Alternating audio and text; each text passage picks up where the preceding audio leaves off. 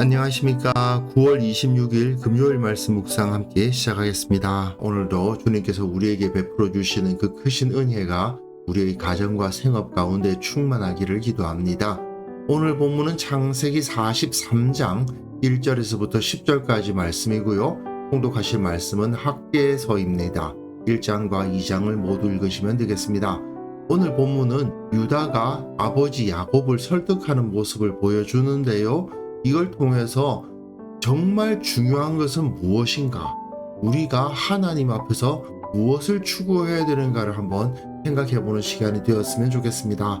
그럼 먼저 말씀을 보시겠습니다. 그 땅에 기근이 심하고 그들이 애굽에서 가져온 곡식을 다 먹으매 그 아버지가 그들에게 이르되 다시 가서 우리를 위하여 양식을 조금 사오라. 유다가 아버지에게 말하여 이르되 그 사람이 우리에게 엄히 경고하여 이르되 너희 아우가 너희와 함께 오지 아니하면 너희가 내 얼굴을 보지 못하리라 하였으니 아버지께서 우리 아우를 우리와 함께 보내시면 우리가 내려가서 아버지를 위하여 양식을 사려니와 아버지께서 만일 그를 보내지 아니하시면 우리는 내려가지 아니하리니 그 사람이 우리에게 말하기를 너희의 아우가 너희와 함께 오지 아니하면 너희가 내 얼굴을 보지 못하리라 하였음이니이다. 너희가 어찌하여 너희에게 또 다른 아우가 있다고 그 사람에게 말하여 나를 괴롭게 하였느냐? 그 사람이 우리와 우리의 친족에 대하여 자세히 질문하여 이르기를 너희 아버지가 아직 살아계시느냐 너희에게 아우가 있느냐 하기로 그 묻는 말에 따라 그에게 대답한 것이니 그가 너희의 아우를 데리고 내려오라 할 줄을 우리가 어찌 알았으리이까? 유다가 그의 아버지 이스라엘에게 이르되 저 아이를 나와 함께 보내시면 우리가 곧 가리니 그러면 우리와 아버지와 우리 어린 아이들이 다 살고 죽지 아니하리이다. 내가 그를 위하여 담보가 되오리니 아버지께서 내 손에서 그를 찾으소서. 내가 만일 그를 아버지께 데려다가 아버지 앞에 두지 아니하면 내가 영원히 죄를 지리이다. 우리가 지체하지 아니하였더라면 벌써 2번 갔다 왔으리이다. 예, 읽어보시면 아시겠지만 야곱이 베냐민을 쉽게 내놓지 못하고 있죠. 요셉을 포함해서 다른 모든 아들들이 충분히 짐작할 수 있는 일이었습니다. 그러나 야곱, 그러니까 이스라엘의 아들들이 하나가 되기 위해서는 야곱이 베냐민을 포기하고 12명을 모두 자기 아들들로 받아들이는 방법 외에는 없는 거예요. 기근이 7년 동안 진행이 될 겁니다. 요셉은 그걸 알고 있죠. 그리고 요셉은 자기 집에 딸린 식구들, 그 가족들, 그 가축들이 얼마나 되는지 훤히 꿰고 있었을 거예요. 그러니까 형들이 9명이 그 곡식을 가지고 갔지만 그거 가지고는 얼마 못 버틴다. 요셉은 잘 알고 있었을 것입니다. 요셉은 자기 아버지인 야곱에게 베냐민 끌어안고 모두 죽는 길로 가시겠습니까? 아니면 베냐민을 내놓고 모두가 사는 길로 가실 것입니까? 이렇게 선택지를 놓아준 거죠. 그야말로 벼랑 끝으로 몰고 간 겁니다.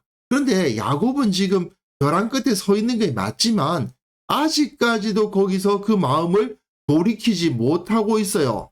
모두가 먹을 것이 없어서 굶어 죽는 길을 피하려면 야곱이 그 마음을 돌이켜야 되는데 하나님께서는 그의 마음을 돌이키는 일을 유다에게 맡기시는 겁니다. 그런데 아이러니하게도 유다가 뭐 했던 사람이에요? 요셉을 노예가 되게 하고 애굽으로 가게 한 일을 주도한 사람이죠.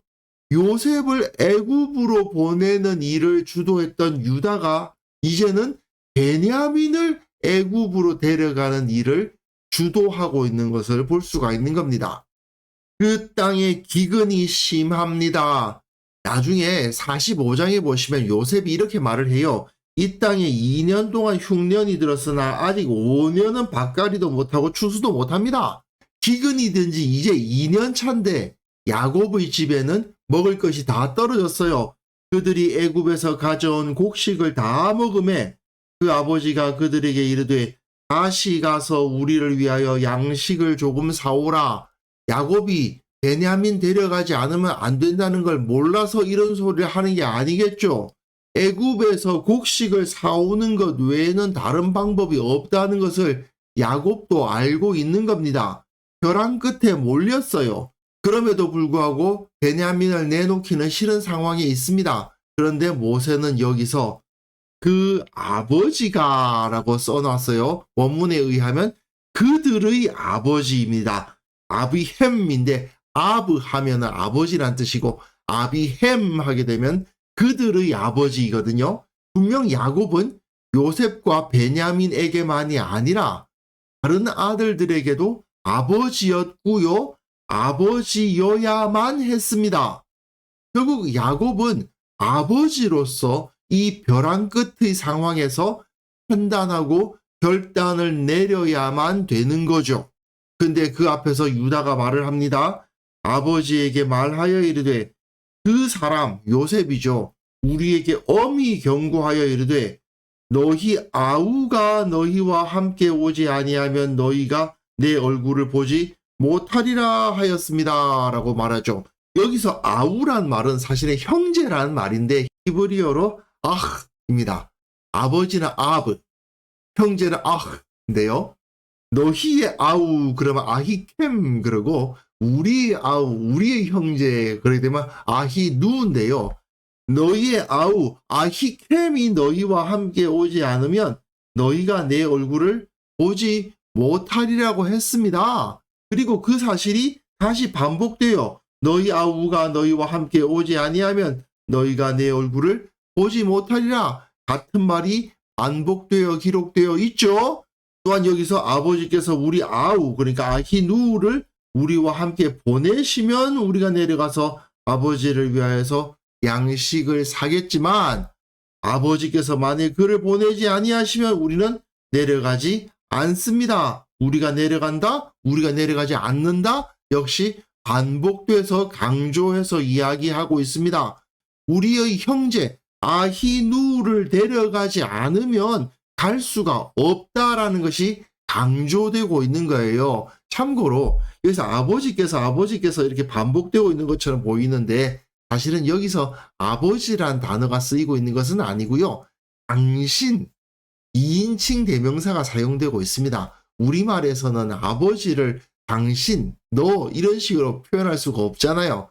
그래서 아버지를 위하여 아버지께서 이렇게 번역을 해놨는데 사실은 당신께서 즉 2인칭 대명사가 사용되고 있습니다. 어쨌든 여기서 중요한 것은 이 아흐, 형제, 아우 이 단어가 반복되고 있는 거죠.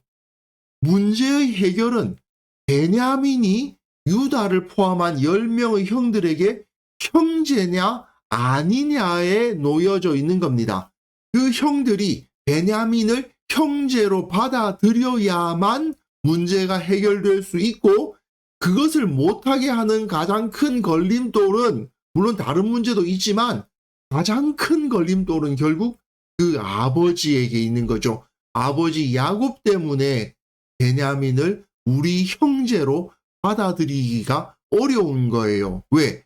아버지가 우리들을 유다를 포함한 그 10명의 아들들을 아들이라고 말은 하고 있을지 모르겠지만 아들로 받아들이고 있지를 않으니까 이스라엘이 이르되 자 여기서는 이스라엘이라고 칭해지고 있습니다. 지금 이스라엘의 하나됨의 문제가 여기서 제시되고 있는 거죠. 너희가 어찌하여 너희에게 또 다른 아우가 있다고 그 사람에게 말해서 나를 괴롭게 하였느냐?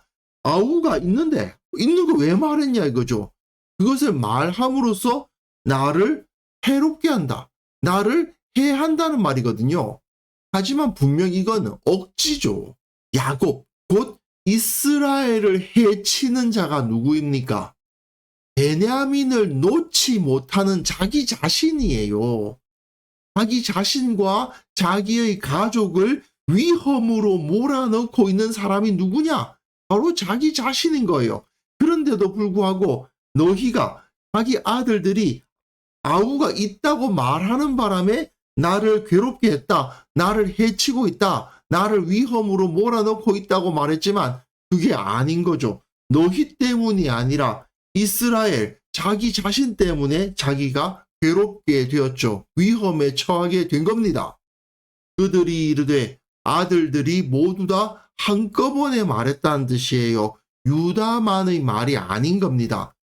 그 사람이 우리와 우리의 친족에 대하여 자세히 질문하면서 너희 아버지 아직 살아계시냐? 너희 아우가 있느냐? 하기로 그 묻는 말에 따라서 그에게 대답하다 보니까 그렇게 되었습니다. 그가 너희의 아우를 데리고 내려오라 할 줄을 우리가 어찌 알았으리까? 예, 이거는 아들들에게는 잘못이 없다라는 것을 그대로 보여주고 있는 거죠. 그러면서 여기서 우리의 친족에 대해서라는 말을 쓰고 있는데 우리의 친족이란 말은 몰라타누거든요. 몰레데트라는 말에 우리의 누가 붙어서 몰라타누가 됐는데 몰레데트란 말은 사실은 태어남이란 뜻입니다. 즉 우리의 친족에 대해서 자세히 질문했다라고 번역할 수도 있지만 우리의 태어남에 대해서 자세히 질문했다. 누가 형이냐? 누가 동생이냐? 어떻게 태어났냐? 어머니는 갔냐? 뭐 이런 것에 대해서 자세히 질문했다라는 것을 의미해요. 너희가 어떻게 태어났느냐라는 질문이었다고도 할 수 있거든요. 결국 이거는 어머니가 다를 수는 있지만 이들은 모두 한 아버지에게서 난 형제다. 이걸 다시금 생각하게 하는 질문인 거예요. 요셉이 이렇게 자세히 질문한 이유가 무엇입니까? 결국은 이들은 모두 한 아버지를 둔 한 형제다. 비록 어머니가 다를 수는 있지만 어쨌든 아버지가 한 명이고 우리는 한 형제다라는 것을 다시금 떠올리게 하는 거죠. 그러면서 유다가 다시 한번 그의 아버지 이스라엘에게 이르되 저 아이를 나와 함께 보내시면 우리가 곧 가리니 그러면 우리와 당신과 우리 어린 아이들이 다 살고 죽지 아니하리이다. 그러면서 내가 그를 위하여 담보가 되오리니 아버지께서 내 손에서 그를 찾으소서. 내가 만일 그를 당신께 데려다가 당신 앞에 두지 아니하면 내가 영원히 죄를 지리이다. 우리가 지체하지 아니하였더라면 벌써 2번 갔다 왔으리이다.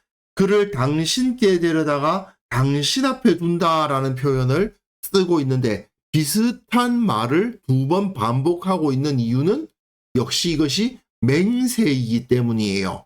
어제 본문에서 르우벤이 뭐라고 말했냐 하면 우리가 베냐민 데려오지 못하면 내 2 아들을 죽이십시오. 이런 말을 했습니다. 어떻게 보면 말도 안 되는 말인데 그 말과 유다의 말이 어떻게 다른가에 대해서 우리가 꼭 생각을 해야만 됩니다.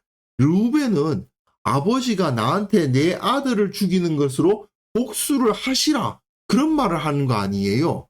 근데 유다는 다르죠. 우리와 당신과 우리 어린 아이들이 다 살고 죽지 않는다. 르우벤은 아버지 가정과 내 가정이 서로 따로 떨어져 있는 것처럼 표현하면서 만약에 내가 그렇게 못하면 나한테 복수를 하세요. 이런 말을 했지만 유다는 우리가 다 죽습니다. 우리는 모두 하나입니다. 라고 말하고 있는 거예요. 우리는 운명 공동체입니다. 우리가 하나 되고 있지 않기 때문에 다 같이 죽는 겁니다. 이렇게 말을 하고 있죠. 그런데 이 사람이 뭐한 사람이에요? 37장에서 유다의 말입니다. 그를 이스마엘 사람들에게 팔고 그에게 우리 손을 대지 말자. 왜? 그는 우리의 동생이요. 이게 아히누입니다. 똑같은 단어예요. 과거에 우리의 동생을 이스마엘 사람들에게 팔자고 했다가 이제는 우리의 동생을 위하여 담보가 되겠다. 내가 그의 보호자가 되겠고 그가 다시 돌아올 수 있도록 하는 일을 내가 책임을 지겠다라고 말을 하고 있는 거죠. 결국 이렇게 하나님께서는 모든 것을 결자해지 문제를 일으킨 자가 해결하도록 만드신 겁니다. 자, 오늘 본문에서 야곱의 가족들, 이스라엘의 가족들 앞에 놓인 진정한 문제가 무엇인가를 생각해 봐야 됩니다. 그들이 하나 되지 못하고 있었던 것이 문제인 거죠. 곡식이 동이 나서 위험에 처한 것이 아니라 하나 되지 못했기에 위험에 처한 겁니다. 그 아들들이 애굽의 총리에게 우리에게 형제가 있다고 말했기 때문에 위험에 처한 것이 아니라 그 형제들이 하나 되지 못했기 때문에 함께 움직이지 못했기 때문에 생긴 문제 아닙니까? 우리들에게도 이러한 문제가 있을 수가 있거든요.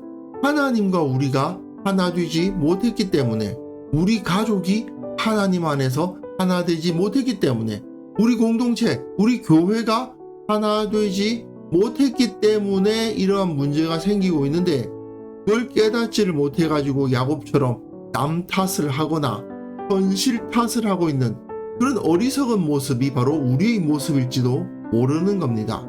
혹시 우리들에게 이런 모습이 없는지 살펴봐야 되고요. 그 문제를 해결하기 위해서 우리가 무엇을 감당해야 되는지를 한번 돌아볼 수 있었으면 좋겠습니다. 그래서 이 시간 함께 기도하실 때에는요, 문제의 핵심을 파악하는 지혜를 허락하여 주시고 우리 모두가 하나 되게 하여 주옵소서. 함께 기도하는 시간 가졌으면 합니다.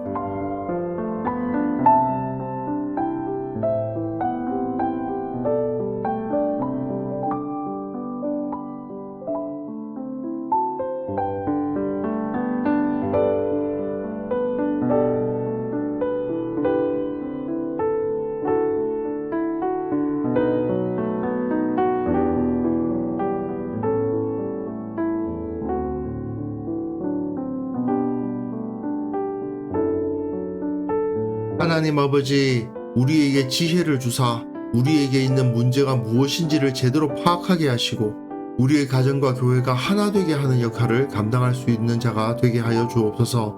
우리 교회를 주님께서 붙잡아 주사 온전히 하나로 연합한 공동체가 되게 하여 주시며, 또한 한국 교회가 하나 되게 하여 주옵소서. 한국 교회 내에 있는 여러 문제들 주님께서 드러내 주시고 어떻게 해결해야 되는지를 알려주시고, 그리고 모든 지도자들과 성도들이 믿음으로 결단함으로 말미암아 교회가 회복되는 것을 보게 하여 주옵소서. 오늘 하루 살아가는 그 모든 삶 가운데에서 주님의 지혜를 따라 살아가기를 원합니다. 주님의 함께 하심을 느끼는 하루가 되기를 원합니다. 주님께서 말씀하시는 것에 순종하는 하루가 될 수 있도록 주께서 우리를 붙들어 주옵소서. 감사드리옵고 예수님의 이름으로 기도합니다. 아멘.